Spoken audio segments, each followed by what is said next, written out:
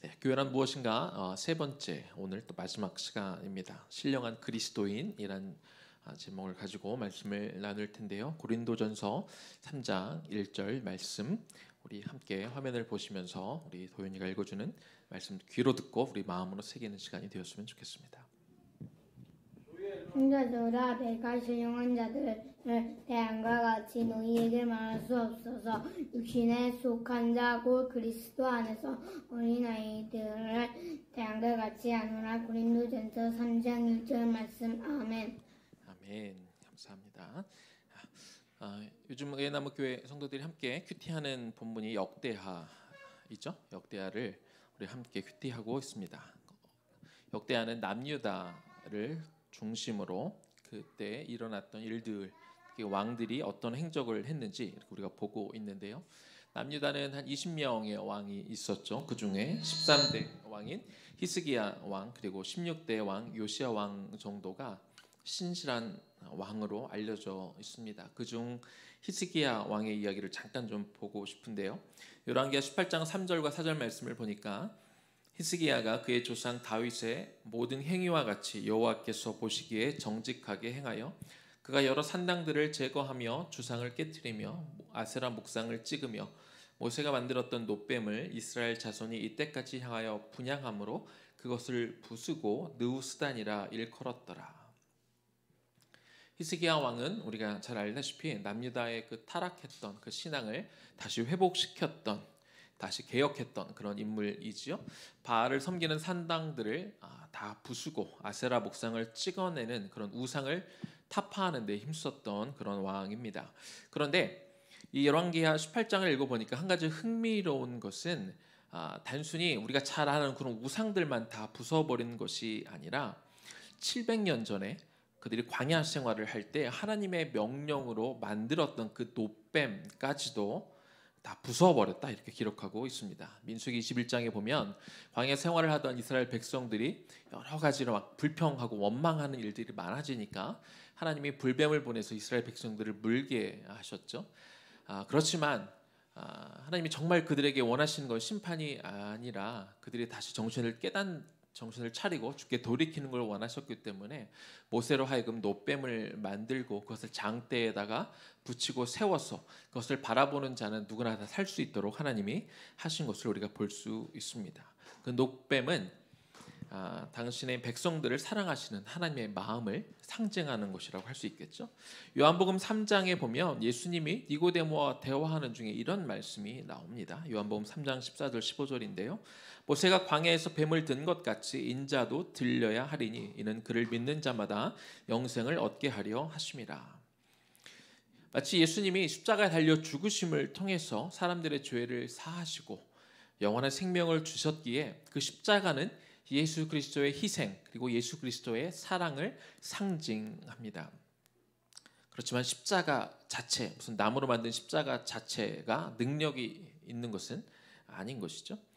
그런데 이 놋뱀은 또 뭘 의미할까요? 놋뱀은 광야에서 불순종하던 그런 사람들, 하나님이 얼마든지 심판하실 수 있었지만 그 놋뱀을 세우시고 놋뱀을 바라본 사람들을 하나님이 살리셨기에 놋뱀 역시 하나님의 그들의 백성들을 향한 하나님의 사랑, 하나님 아버지 그 간절한 그 마음을 상징하는 것이라고 우리가 할 수 있을 것입니다. 그런데 이스라엘 백성들은요, 놋뱀을 만들고 또 놋뱀을 쳐다본 사람들을 살리기로 작정하신 그 하나님을 경배하고 숭배한 것이 아니라 놋뱀 자체를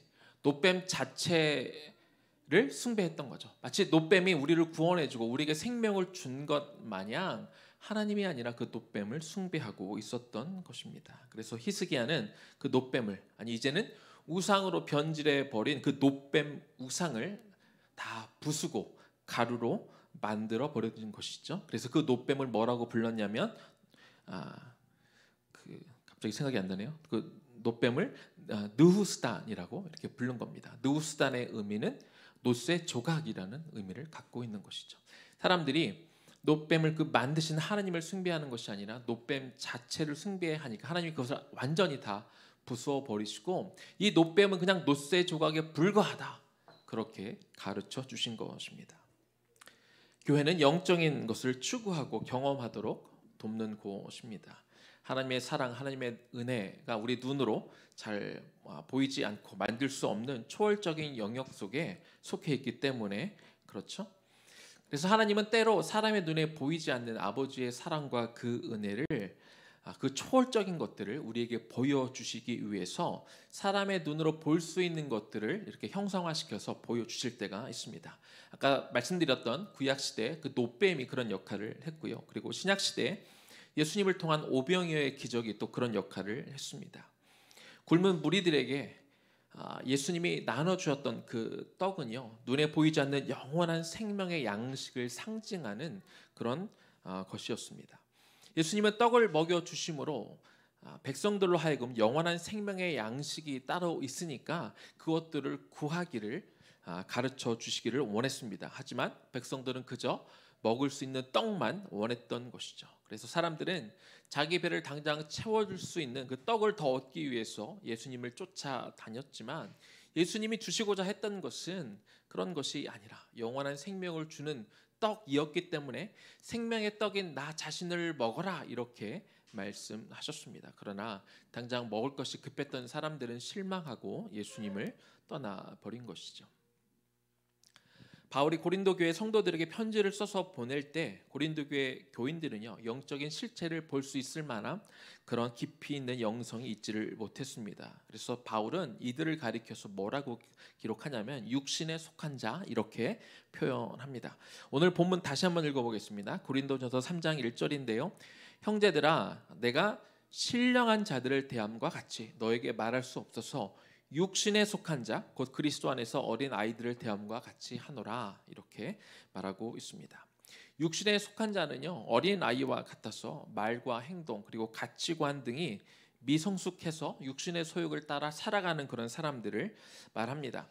육신에 속한 자는 고린도전서 2장 14절에 나오는 육에 속한 자와 좀 구분을 해야 되는데요. 한 단어 차이인데 육신에 속한 자 그리고 육에 속한 자는 다른 의미입니다. 육에 속한 자는 아직 하나님을 인정하지 않고 예수 그리스도를 믿지 않아서 구원받지 못한 사람을 육에 속한 자라고 말하는데 바울은 고린도 교회 성도들을 향해서 육에 속한 자가 아니라 육신에 속한 자 이렇게 표현하고 있습니다. 그것은 예수 그리스도를 믿기는 하지만 그러나 아직 영적으로 연약한 상태에 있는 그런 사람들, 그래서 어린아이와 같은 아직 미성숙한 신앙을 갖고 있는 자들을 가리켜 그렇게 표현하고 있는 것이죠. 어린아이의 특징은 아직 책임감이 약하고 자기 중심적인 경향이 강합니다. 어린아이일 때 이런 모습을 보이는 거야 우리가 귀엽게 넘어갈 수 있지만 성인이 되었는데도 여전히 유아기적 신앙에 머물러 있다면 그것은 심각한 일입니다. 사도 바울은 고린도전서 3장 1절에서 교회에 속해 있지만 여전히 육신에 속한 믿음이 연약한 자의 반대 개념으로 제가 아까 신령한 자를 읽을 때 좀 강조해서 읽었는데 신령한 자가 또한 있다 이렇게 표현을 하고 있습니다. 성도는 단지 교회에 다니고 교회에 속한 것으로 만족해서는 안 되고 우리가 신령한 자로 자라갈 수 있도록 우리가 그것을 사모해야 되고 또 하나는 교회의 역할은 성도들이 이런 신령한 자가 되도록 어린아이와 같은 신앙에 머물러 있지 않고 육신에 속한 자로 남아있는 것이 아니라 신령한 자가 될 때까지 돕는 것, 이것이 교회의 역할이라 할 수 있을 것입니다. 그러면 교회는 성도들이 신령한 성도가 되도록 도와야 되는데 그럼 신령한 그리스도인은 어떤 사람들이냐, 오늘 두 가지를 함께 나눠보도록 하겠습니다. 첫 번째는요, 신령한 그리스도인은 그리스도를 아는 지식에서 자라갑니다. 교회는 다니고 예수를 믿어 구원은 받았지만 여전히 육신에 속한 그리스도인들의 공통점은 뭐냐면 영적인 일에는 관심이 없다는 것입니다. 영적 성장의 필요성을 느끼지를 못하는 것이죠. 예수 믿고 구원받아 교회에 출석하고 예배 오면 됐지 뭘 더 알아야 되고 뭘 더 배워야 되느냐 이렇게 귀찮아합니다. 예배 시간에 좀 말씀 들으면서 찬양 들으면서 좀 가슴이 뜨거워지고 좀 감동받고 눈물이 나면 은혜 받았다고 생각하고 내가 이런 은혜 받은 그런 감정을 느끼면 나는 영적인 사람이라고 생각합니다. 그런데 막상 무슨 은혜를 받았냐고 물어보면 잘 대답을 못합니다. 그리고 은혜는 받았는데 앞으로 그럼 삶 가운데 내가 어떻게 살 거냐라고 물으면 그런 건 귀찮아합니다. 신령한 그리스도인은요, 목사님이 말하는 것이면 무조건 믿거나 설교 시간 또는 찬양 시간에 감동 좀 받았다고 되는 것이 아닙니다. 우리는 그리스도를 아는 지식을 더 쌓아서 영적으로 계속 성숙해 가야 됩니다.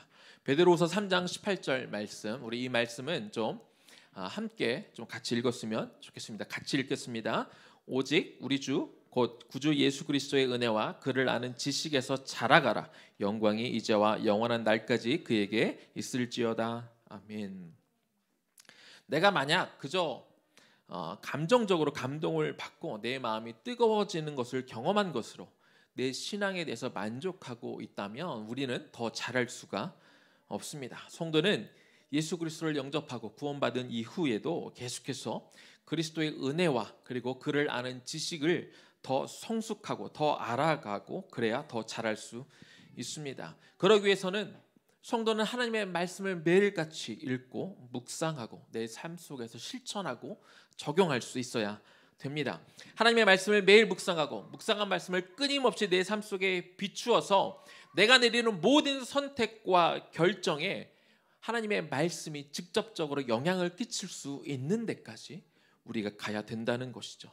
그저 우리는 원초적인 복음만 우리가 믿고 그것만 붙들고 그것으로 인하여 내가 말씀을 다 아는 것처럼 우리가 복음에 대해서 하나님의 말씀에 대해서 더 깊이 알려고 하지 않는다면 설령 우리가 말씀을 통해 때로 우리의 은혜를 받거나 찬양을 부리며 우리가 잠시 뜨거운 감정을 느낀다 할지라도 우리의 신앙은 너무나 얕아서 금방 메마르게 됩니다. 아니 심지어는 내 신앙이 얼마나 얕은지조차도 깨닫지 못할 때가 많다는 것이죠. 우리는 계속해서 말씀을 읽고 묵상하고 또 읽고 묵상하고 들은 말씀대로 깨달은 말씀대로 우리가 어떻게 살지 정말 삶 가운데 치열하게 고민해야 됩니다. 아까 김종훈 집사님 대표기도 하면서 우리가 말씀 가운데 살지 못한 그 죄, 치열하게 삶 가운데 살지 못한 죄를 회개하게 하옵소서 아까 그렇게 기도하셨는데요. 정말 그걸 해야 되는 거죠. 무엇에 비추어? 그냥 내 생각과 어떤 내 스탠다드에 비추어 회개하는 것이 아니라 날마다 읽는 그 하나님의 말씀에 비추어 나를 돌이킬 수 있어야 됩니다. 그래야 우리의 신앙의 관념 속에 우리가 머물지 않을 수 있고 더 깊어지고 신령한 그리스도인으로 자랄 수 있는 것입니다. 감정적인 신앙, 얕은 신앙에서 벗어나 정말 말씀을 통해 말씀이 삶에서 내 삶에서 실제적으로 이루어지는 경험을 통해 주님을 아는 지식이 날마다 더 깊어질 수 있기를 주님의 이름으로 축복합니다. 두 번째 신령한 그리스도인의 특징은요. 사람이 아닌 하나님을 따릅니다. 오늘의 교회 하영조 목사님이 소천하셨을 때 한국 교회가 많이 슬퍼했습니다. 많은 목회자들이 슬퍼했고 많은 성도들이 슬퍼했죠. 그리고 그분을 향한 추모 예배에 많은 분들이 오셨습니다. 그리고 그분이 하셨던 일들을 기억하며 추모하는 시간을 가졌는데요. 그날 여러 목사님들이 오셔서 이렇게 그 조사를 하셨는데 그 중에 좀 특별히 인상 깊었던 조사가 하나 있습니다. 그때 홍정일 목사님이 하셨던 조사에 이런 이야기가 있었어요. 하 목사님은 한국교회에 많은 아름다운 발자취를 남기셨습니다. 하지만 온누리 교회는 지금부터 온누리 교회가 하 목사님의 교회가 아니라 하나님의 교회임을 증명해야 될 의무가 있습니다. 이런 말씀을 조사에서 하신 적이 있습니다. 하 목사님이 살아계실 때 온누리 교회와 하 목사님의 관계는 정말 뗄래야 뗄 수 없는 관계였습니다.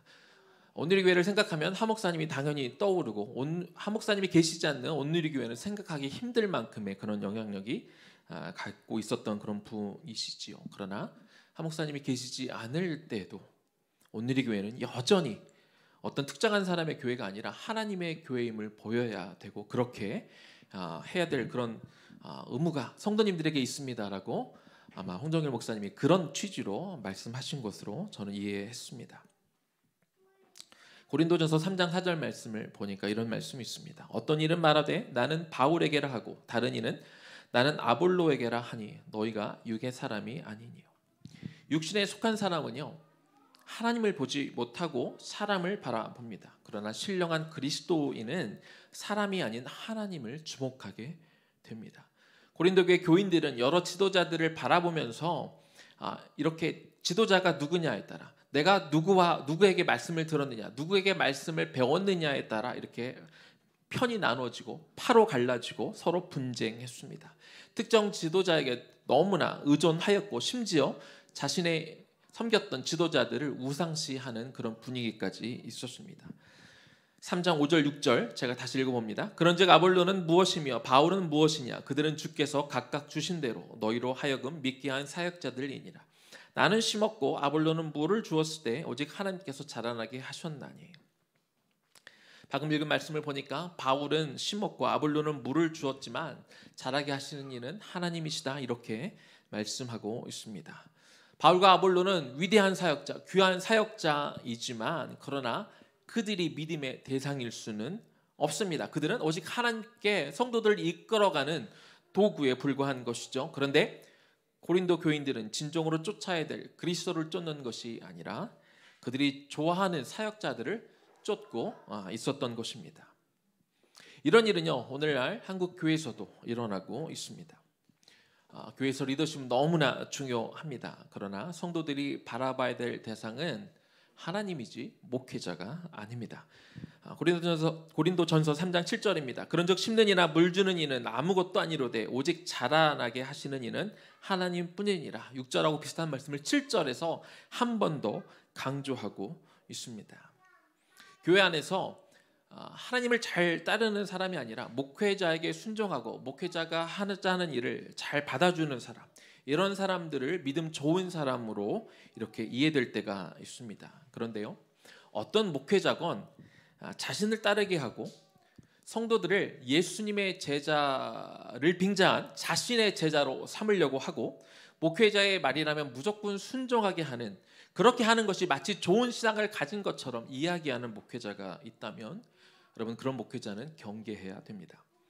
성도는 하나님을 따르고 하나님께 순종하는 사람들입니다. 오직 하나님만이 영원한 생명을 주시는 분이기 때문에 그렇습니다. 목사가 설교를 잘할 수 있습니다. 은혜롭게 할 수 있습니다. 그러나 그 안에 하나님께서 생명을 부어주시지 않으면 어떤 일도 일어나지 않습니다. 성도들은 사역자가 아닌, 사역자가 가리키고 있는 하나님을 보고 따라가야 됩니다. 그런데 눈에 보이지 않는 하나님을 붙들려고 하기보다 눈앞에 있는 사역자, 눈에 잘 띄고 내가 이야기하면 들어주고 반응해주는 사역자에게 더 이렇게 따를 때가 가끔 있을 수 있습니다.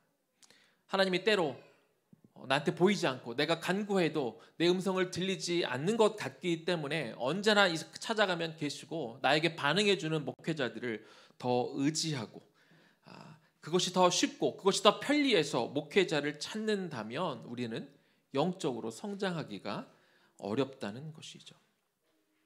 하나님 대신 목회자를 찾는 것을 하나님을 찾는 것으로 그렇게 여기고 목회자에게만 돌보아 주기를 우리가 기대하는 것은 건강한 신앙생활이라고 할 수 없는 것입니다. 물론 초신자나 그리고 아직 신앙 연륜이 짧은 분들은 목회자들을 적극적으로 찾아야 되고 그분들의 도움을 받아야 됩니다. 일반 성도들아 할지라도 힘든 시기를 겪을 때는 반드시 목사님들을 목회자들을 찾아와 상담하고 의논하고 같이 기도받을 수 있어야 됩니다. 그래야 건강한 것이죠.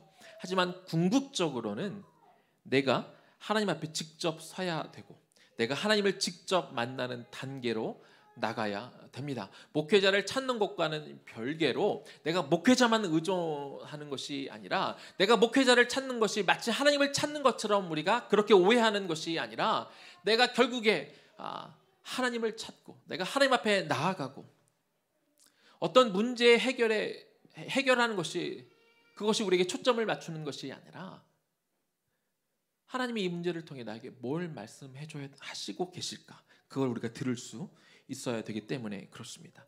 과거에 우리 교회는 아닙니다만 과거에 어떤 기도 제목들을 가지고 와서 목사님 기도해 주세요라고 부탁하시면서 무슨 얘기들을 하신 분들이 계셨냐면 목사님이 더 기도 많이 하시니까 하나님이 목사님의 기도를 들어주실 것 같으니까 그래서 목사님이 대신 기도해 주세요라고 이렇게 기도 제목을 갖고 오시는 분들이 있습니다. 이것은 신앙을 굉장히 잘못 오해하고 있는 겁니다. 신앙의 본질은 우리가 어떤 어려움을 겪을 때 어려움을 해결하는 것이 신앙의 본질이 아닙니다. 하나님이 어떤 그 문제를 주셨다면 하나님이 허락하셔서 하나님의 섭리 가운데 주어진 일이고, 그리고 문제의 해결보다는 이 문제를 하나님이 왜 주셨을까, 하나님과 소통하고 하나님에게 묻고 하나님의 말씀을 듣는 것, 이것이 더 중요한데 목사님이 더 많이 기도하니까 하나님이 목사님을 더 사랑해서 내가 기도하는 것보다 목사님 기도를 더 들어줄 것 같으니까 이 문제를 가지고 목사님한테 와서 맡긴다. 이것은 잘못된 신앙이라는 것이죠. 물론 어렵고 힘든 일이 있을 때 목회자에게 가지고 오십시오. 그리고 같이 그러면 같이 기도할 것입니다. 성심을 다해 같이 기도할 것입니다. 그러나 본인이 더 깊이 기도해야 됩니다. 기도 가운데 하나님이 말씀하시는 것들을 들어야 되기 때문에 그렇습니다. 목사님이 대신 듣고 말씀해 줄 수 없습니다. 그 문제를 가지고 하나님 앞에 서는 것, 이것이 필요한 것이지, 누군가 신령한 사람, 기도 많이 하는 사람 찾아가 기도를 부탁하는 것, 이것은 내 영적인 성장에 걸림돌이 될 수도 있다는 것이죠. 또한 교회에서요, 목회자에게 인정받으려고 하지 마시기 바랍니다. 목회자들이 성도의 수고, 목회자 편에서는 성도님들의 수고에 애써주시는 거, 그걸 인정하고 격려하는 거 필요합니다. 저희 교회도 여러분들이 예배 시간에, 금요기도회 시간에 또 여러 가지 모습으로 섬겨주셔서 저희가 또 교회가 이렇게 운영되고 있는 것, 너무나 감사하게 생각합니다. 그러나 성도가 목회자의 인정을 받기 위해서 무언가를 해서는 안 된다는 것이죠. 이미 하나님이 보고 계시고 하나님이 다 받아주셨기 때문에 그렇습니다. 우리는 하나님만 보고 가야 됩니다. 목회자들의 눈도, 다른 성도들의 눈도 의식하지 마시고, 지금 하는 일이 하나님의 뜻이 맞고 하나님을 기쁘시게 하는 일이 맞다면, 그죠? 누구 의식하지 마시고 하나님만 보고 하나님만 바라며 그렇게 가시면 됩니다. 신학교 때 어느 한 교수님이 해주신 말씀, 목사의 역할에 대해서 해주신 말씀을 준비하면서 기억이 났습니다. 뭐라고 말씀하셨냐면, 목사의 역할은 성도들이 하나님의 임재 가운데 나아가도록 돕는 것이다. 일일이 도와주고 모든 일에 나서는 것은 도리어 성도들이 하나님께 나아가는데 방해가 될 것이다. 성도들이 직접 하나님 앞에 나가도록 안내만 해주면 된다. 이런 식으로 말씀을 해주셨습니다.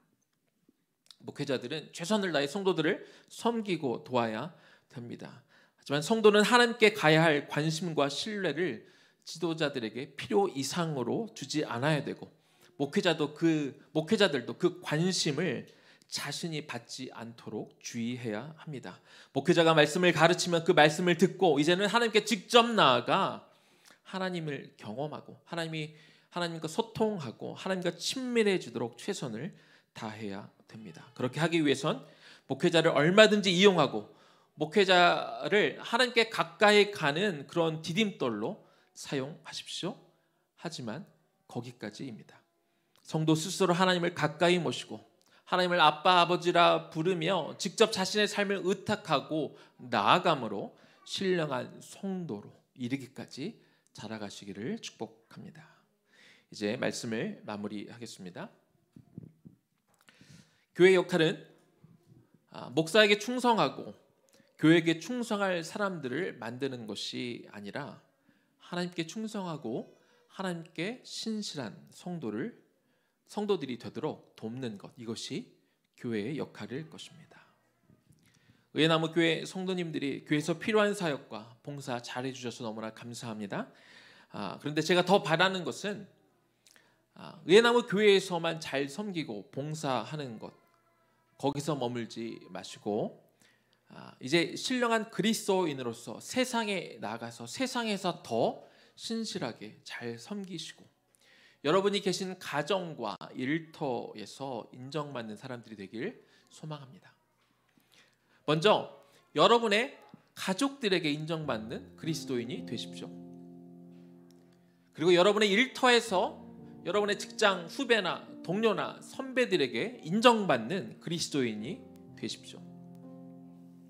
교회 안에서만 신령한 사람으로 인정받지 마시고 교회 밖에서 더 신령한 사람, 교회 밖에서는 신령한 사람이란 말을 쓰지 않겠지만 신실한 사람, 약속을 잘 지키는 사람, 최선을 다하는 사람, 책임감이 강한 사람, 시간 약속을 잘 지키는 사람, 신뢰할 수 있는 사람, 성실한 사람, 같이 일하고 싶은 사람, 어렵고 힘들 때 찾아가고 싶은 사람, 내 아프고 어렵고 힘든 이야기를 얼마든지 다 털어놓고 말하고 싶은 사람, 교회 안에서만 신령한 사람, 신실한 사람이 되려 하지 마시고 교회 밖에서 더 그런 사람이 되시기를 축복합니다.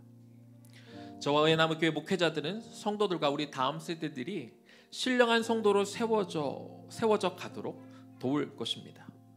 그런데 저희는 디딤돌 역할을 하려고 할 것입니다. 하지만 디딤돌이 되는 것까지가 교회와 목회자의 역할입니다. 하나님의 말씀을 더 잘 이해하고 여러분들이 큐티를 더 잘할 수 있도록 필요한 자료들을 저희가 보내드릴 것입니다. 여러분이 마음껏 오셔서 예배하고 하나님 앞에 기도하고 하나님의 임재에 들어갈 수 있는 그런 예배를 준비할 것입니다. 그런 금요 기도회가 되도록 저희가 기도하며 준비할 것입니다. 그리고 이번 주 수요일부터는 우리가 각 가정별로 모든 목회자가 한 가정만 같이 신방하고 주모로 같이 신방하며 같이 예배하면서 가정에 필요한 것들도 듣고 같이 기도할 것입니다. 하지만 신령한 그리스도인으로 되어가는 그 주체는 목회자가 아니라 여러분 각자여야 합니다. 스스로 큐티 여러분 더 열심히 하셔야 됩니다. 악착같이 하셔야 됩니다. 제가 보내드리는 것만 읽고 끝내지 마십시오.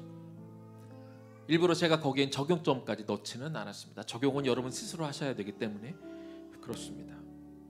기도의 자리에도 좀 악착같이 나와 보십시오. 영적인 성숙은 누가 대신해 줄 수가 없습니다. 마지막으로 오늘 베드로후서 3장 18절 말씀 한 번 더 읽겠습니다.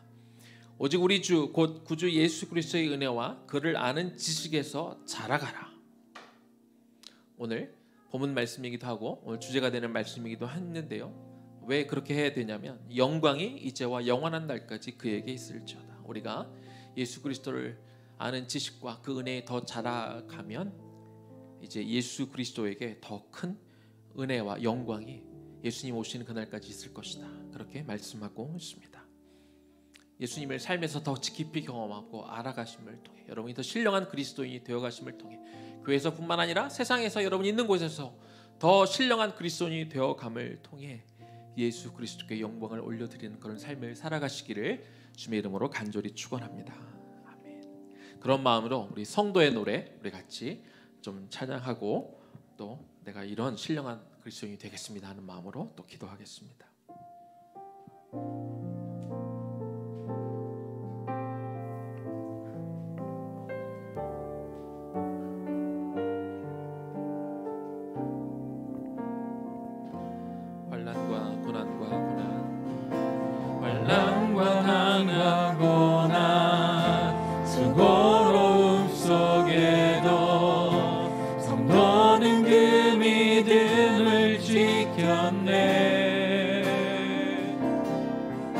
주를 섬기는 일에 자신을 다 드리며 진리의 말씀과 성령으로 그 길을 걸었네. 어떠할까요? 환난과 난과 고난 수고로움 속에도 성도는 그 믿음을 지켰네. 주를 섬기는 일에 자신을 다 드리며 진리의 말씀과 성령으로 그 길을 걸었네. 그리스도 안에서 새롭게 하시고 그리스도로 인하여 자유케 되었네.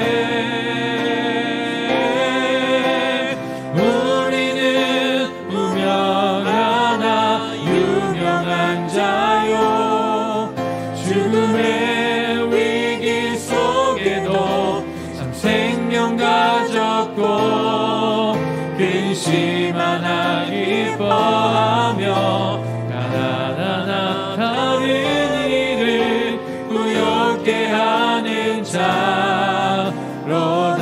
하겠습니다. 환난 가난과 고난 수고로움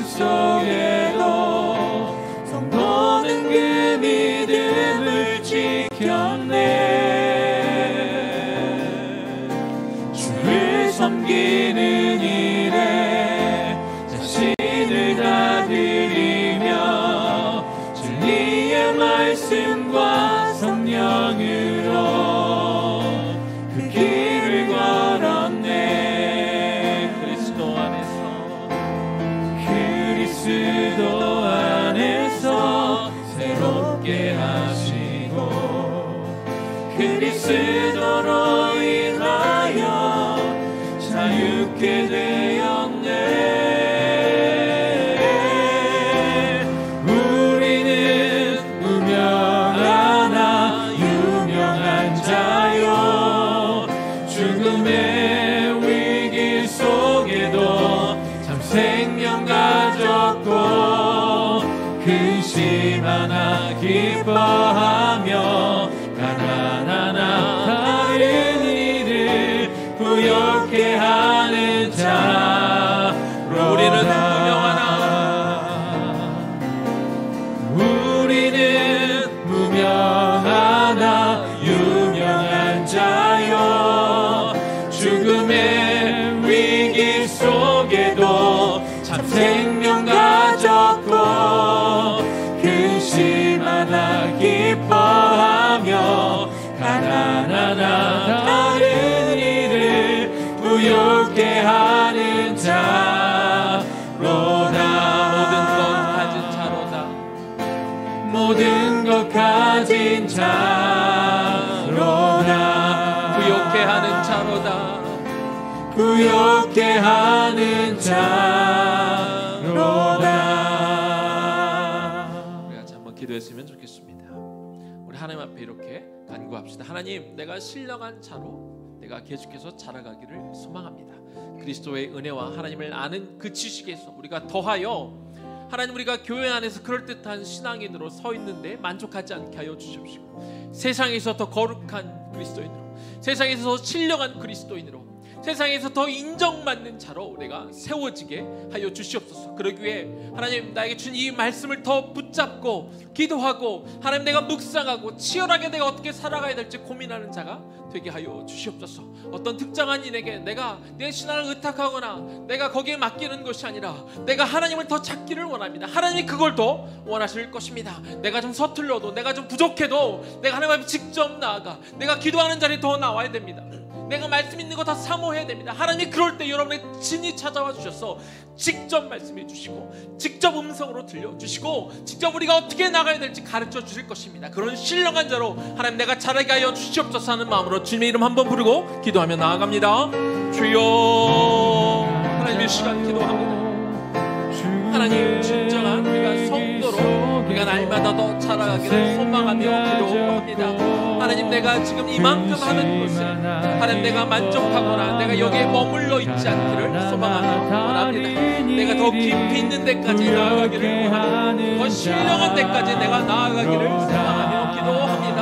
아버지 하나님은 그 자리를 내가 사모함으로 우리가 나아갈 수 있게 하여 주시옵소서. 하나님, 그 깊은 데까지 하나님, 내가 나아가기를 소망하는 마음으로 내가 가기를 원합니다. 말씀을 날마다 더 붙들게 하여 주옵소서. 말씀을 깊이 상고하게 하여 주시옵소서. 그냥 내가 눈으로 읽고 끝나는 말씀이 아니라 이 말씀이 삶 가운데 하나님, 내가 살아가는 모든 일에 영향을 미치기를 소망합니다. 이것이 나의 기준이 되게 하여 주시옵시고 내가 오늘 살아가는 힘이 되게 하여 주시옵시고 내가 모든 것을 결정하는 기준이 되게 하여 주시옵소서.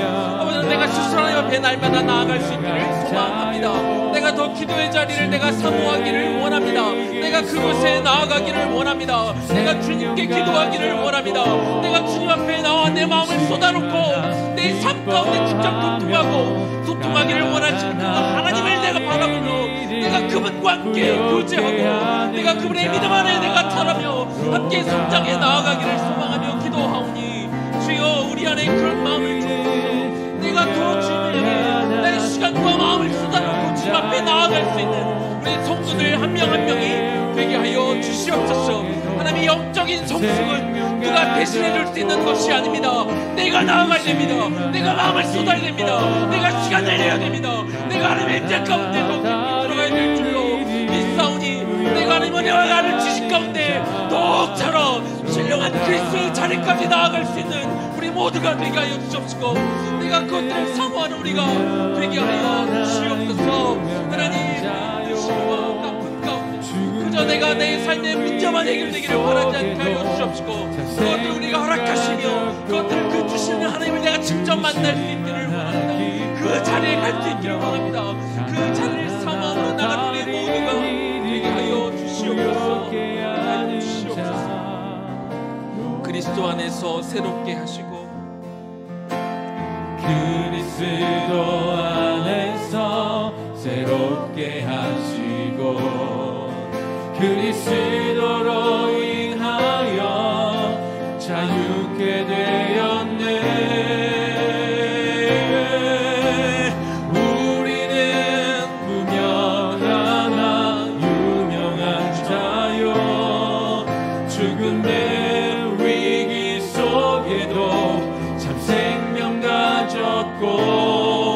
근심 하나 기뻐하며 가난하나 다른 일을 부욕해 하는 자로다. 우리는 무명하나 유명한 자요, 우리는 무명하나 유명한 자요. 죽음의 위기 속에도 참 생명 가졌고, 근심 하나 기뻐하며 가난하나 다른 일을 부욕해 하는 자로다. 모든 것 가진 자로다. 모든 것 가진 자로다. 부욕해 하는 자로다. 부욕해 하는 자로다.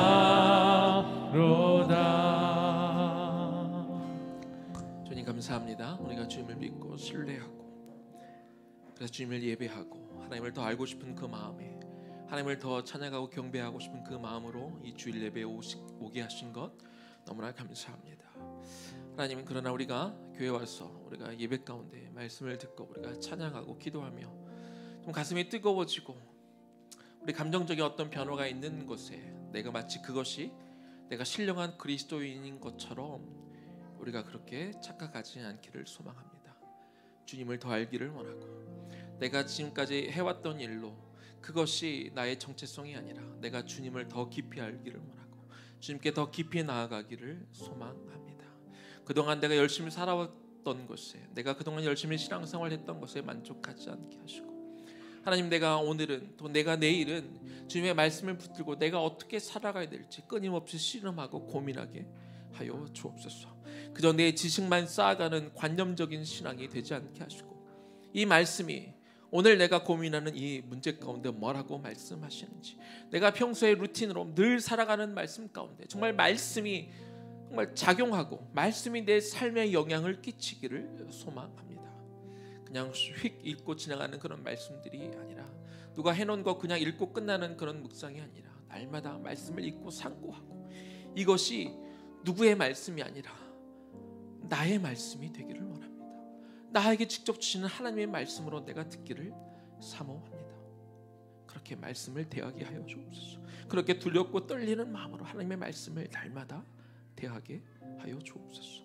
그리고 누군가를 의존하기보다 때로 누군가의 도움이 필요할 때도 있겠지만 그것들을 내가 자꾸 뛰어넘으려는 그런 마음도 주옵소서. 하나님 앞에 직접 나가게 하여 주옵소서. 나를 기다리시고 내 기도를 듣기를, 내가 직접 나와 하나님의 내 마음을 쏟아놓고 듣기를 원하시는 그 주님 앞에 우리가 나가게 하여 주옵소서. 주님께 의뢰하게 하여 주옵소서. 때로 그것이 훈련이 되지 않을 때는 하나님 나에게 침묵하는 것 같고 말씀하지 않는 것 같아서 우리가 조금 더 쉬운 길로 가고 싶은 마음이 있겠지만, 그러나 그 단계를 뛰어넘게 하옵소서. 정말 주님과 소통하는 그런 관계로 가게 하여 주옵소서. 하나님의 말씀을 듣는, 깨닫는, 그렇게 주님과 동행하며 살아가는 그 자리까지 우리가 나아가기를 소망합니다. 그래서 우리가 교회에서만 신령한 사람이 아니라 세상 밖에서, 오히려 더 가정에서, 일터에서, 우리가 속한 모든 곳에서 정말 성실하고 신실하고 믿을 만하고 함께하고 싶은 그런 사람, 그런 사람들이 되게 하여 주소서. 예수 그리스도께 그 영광을 올려드리는 하나님 나라를 정말 하나님과 함께 확장해 나아가는 당신한 귀한 백성들로 살아가게 하여 주옵소서. 이제는 우리 주 예수 그리스도의 은혜와 하나님 아버지 극진하신 사랑하심과 성령님의 감동 감화하심과 그 교통 역사하심이 관념적인 신앙, 어린아이적 신앙에서 머물지 않고 이제 좀 더 성숙한 신앙으로 향해 나아가기를 소망하며 그렇게 하나님의 말씀을 더 묵상하고 하나님께 친히 더 깊이 나아가기로 작정하는 우리 모든 성도들 머리 위에, 그리고 우리의 다음 세대들 머리 위에 지금부터 영원까지 충만하게 거하시기를 간절히 축원하옵나이다.